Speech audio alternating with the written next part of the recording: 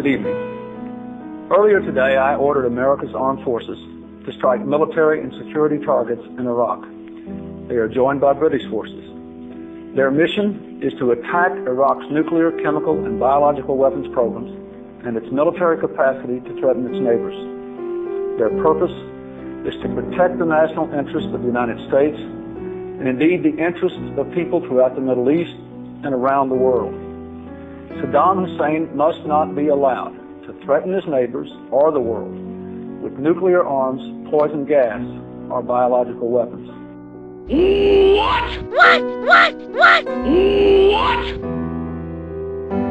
Saddam Hussein must not be allowed to threaten his neighbors or the world with nuclear arms, poison gas, or biological weapons.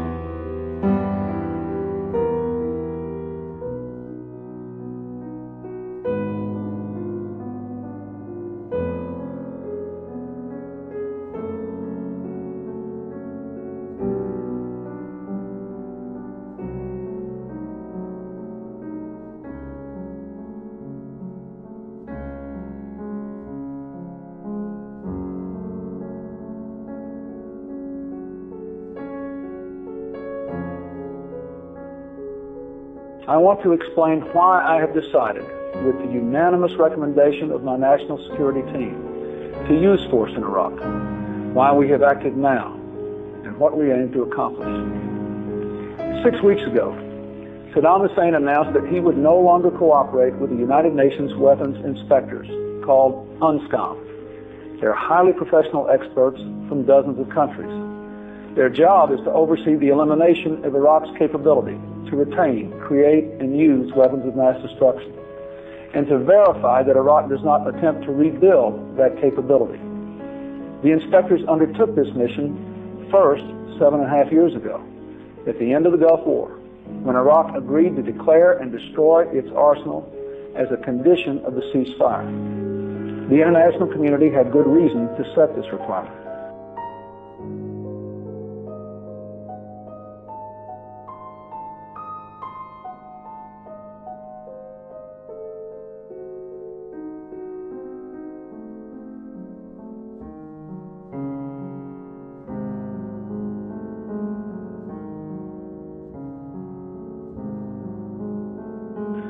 Other countries possess weapons of mass destruction and ballistic missiles.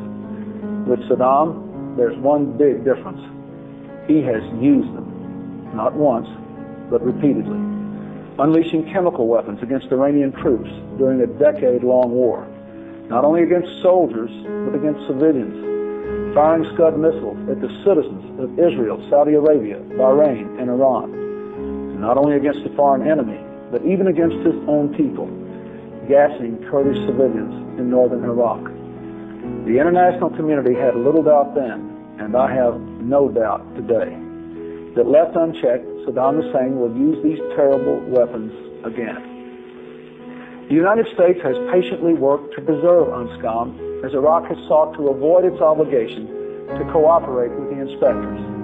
On occasion, we've had to threaten military force, and Saddam has backed down. Faced with Saddam's latest act of defiance in late October, we built intensive diplomatic pressure on Iraq, backed by overwhelming military force in the region. The UN Security Council voted 15-0 to condemn Saddam's actions and to demand that he immediately come into compliance.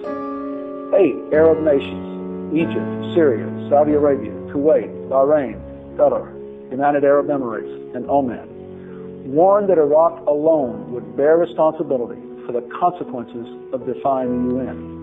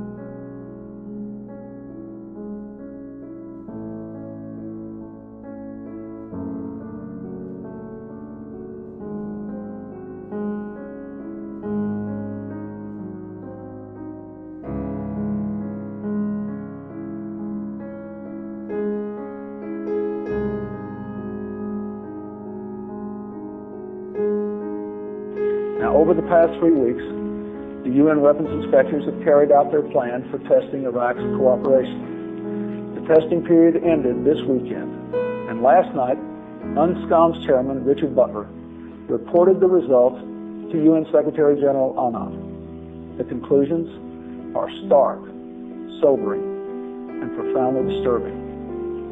In 4 out of the 5 categories set forth, Iraq has failed to cooperate. Indeed, it actually has placed new restrictions on the inspectors. Here are some of the particulars. Iraq repeatedly blocked UNSCOM from inspecting suspect sites. For example, it shut off access to the headquarters of its ruling party and said it will deny access to the party's other offices, even though UN resolutions make no exception for them, and UNSCOM has inspected them in the past. Iraq repeatedly restricted UNSCOM's ability to obtain necessary evidence. For example, Iraq obstructed UNSCOM's effort to photograph bombs related to its chemical weapons program. It tried to stop an UNSCOM biological weapons team from videotaping a site and photocopying documents, and prevented Iraqi personnel from answering UNSCOM's questions. Prior to the inspection of another site, Iraq actually emptied out the building, removing not just documents, but even the furniture and the equipment. Iraq has failed to turn over virtually all the documents requested by the inspectors. Indeed, we know that Iraq ordered the destruction of weapons-related documents in anticipation of an UNSCOM inspection. So Iraq has abused its final chance. As the UNSCOM report concludes, and again I quote, Iraq's conduct ensured that no progress was able to be made in the fields of disarmament. In light of this experience, and in the absence of full cooperation by Iraq, it must regrettably be recorded again that the Commission is not able to conduct the work mandated to it by the Security Council with respect to Iraq's prohibited weapons program. In short, the inspectors are saying that even if they could stay in Iraq, their work would be a sham. Saddam's deception has defeated their effectiveness. Instead of the inspectors disarming Saddam, Saddam has disarmed the inspectors. This situation presents a clear and present danger to the stability of the Persian Gulf and the safety of people everywhere. The international community gave Saddam one last chance to resume cooperation with the weapons inspectors. Saddam has failed to seize the chance.